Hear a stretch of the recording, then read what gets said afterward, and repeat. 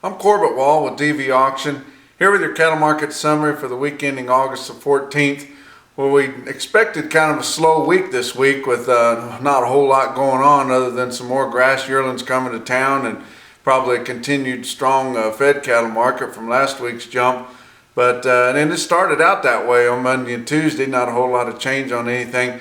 But then Wednesday's USDA crop report come out, and it was very bearish to corn and grain prices, soybeans and the like, and just really kind of shocked everybody as it come in with estimated ending stocks 114 million bushels more than just a month before, which was really bearish. And then the reason for that was the expected average yield is now up to 168.8 for this year's corn crop, and most everybody thought was going to be 164.5, which would have been lower than the 166 and change there that we had last month. But very, very bearish, and it caused corn to go down over 19 cents on Wednesday before the close there, and just really turned everything on its ear. You might think that cattle should be higher because grains are lower. Not so much on fed cattle, fat cattle. You know, the live cattle futures were down too because of just the pressure on all commodity markets there. But live cattle and finished fed cattle don't have a whole lot to do with corn. They're already done with corn. So you don't really expect a jump there. Now feeder cattle you would. But this week live cattle didn't do a whole lot there, and they were down kind of on Wednesday with the corn, but then come right back on Thursday there, and then Friday morning weren't doing a whole lot. And then feeder cattle pretty much just traded in a steady pattern all week long until they're late in the week. And the reason that it changed late in the week was when Tyson come out Friday late morning there and announced that they were indeed closing the Denison, Iowa beef plant that they had there. Caused live cattle futures to go down over $2 there all of a sudden, and they kind of rebounded late in the week, and we're back up to where they were just down about $1 for the day on Friday, and that's for October. The August contract's pretty much done for. It's just tied real close to what the market's doing. It can't change a whole lot. Feeder cattle ended up down just a few cents on the August there because it's got to stay with the feeder cattle index, but the out fronts were down 80 to 90 cents there. You see me feeder cattle index is about 216.71, still running about $3 over what the board is for August. Real-time index is running from 215 to 216 there. That's put together by Cattle Market Central. But yearling prices this week were mostly steady. We would have thought they would have seen a jump there late in the week after that real bearish for corn crop report, because we know that we're not going to have the fears of the high feed costs that we had here of recent whenever we saw that little jump in the corn market there, and everybody just got to thinking it was too wet, and then it quit raining for a little bit, and then they thought it was too dry. But these farmers know how to grow corn, and they planted a lot of it, and there's going to be plenty of corn.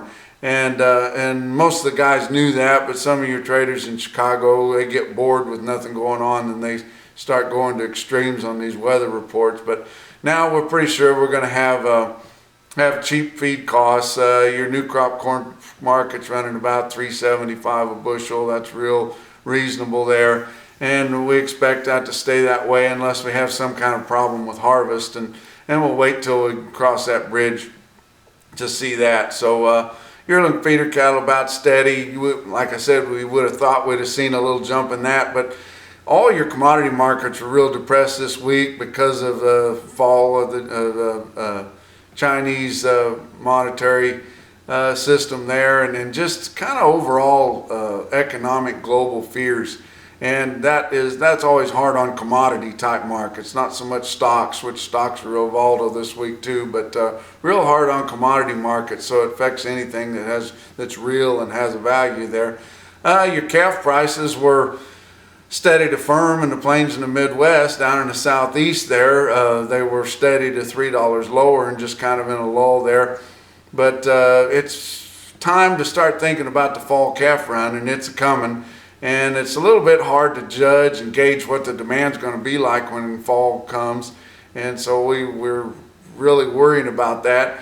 A lot of these calves have been contracted through some kind of a private treaty deal, and we don't get a whole lot of information on that. Your direct private treaty trade does come in through some of your government market reports and market news there, but you're not going to get a whole lot of calf trade. It doesn't behoove any of the buying agents or any of the outfits to turn that information in. About the only direct information they turn in is something that will manipulate the CME feeder cattle index, and that's only on feeder steers weighing from 6.5 to 849. And so that's when you look at those direct reports, you don't see many heifers, you don't see many calves. Go, why would they turn it in? They don't want anybody else to know more than they need to know. So, but you can look to your video markets, and this week's video market, Western Livestock Video, had a pretty good amount of cattle on there. And you could see, you get kind of a hint of what this fall calf market's going to be. They did have a few deals of 500 pound, a base 500 pound steer calf there for fall. And fall, I'm talking mostly October, either side of October. And ballers, those big cows or calves that are sorted off the cow at delivery. And had a few of those that bring up to $3. But that's really on the high side. And most of your 500 pound steer calves for fall are running closer to 280 right in there somewhere, and that's on a baller. Have a few wean deals, backgrounded calves that'll bring $3 plus, but most of your calves, especially coming out of the west there in the Rockies and the northern plains, are all going to be right off the cow. Those big ranches don't have the kind of facilities or want to wean those cattle. But look at some of your other yearling markets this week on Cattle Market Central. Look at something close to basing off what the board is. Valentine, Nebraska on Thursday at 10 to 4 in the afternoon, they sold a load of steers, weighed 738 at 238.50. That's a mile above where the board's at, or any other indicator there. And you think, well, that's in Valentine, Nebraska. That's in the sand hills where them cattle just bring it all, and they won't bring near that anywhere else. Well, how about Bluegrass Stockyards in Richmond, Kentucky? On Friday, they had a load of steers, weighed 734, bring 223. I'm sure they weren't near as pretty as the ones in Valentine, but still they bring a $10 premium to what the board's trading at, and we're here on the spot month, time for it to mature. Look at some other bigger yearlings at Huss Platte Valley Auction in Kearney, Nebraska. They had a big string of heavy steers there Wednesday afternoon, 240 head of them, weighed 970, bring 211.75. And a market you don't hear a lot about in Winter, South Dakota, not winter, but like the class winter, right there on the border there and going into Nebraska.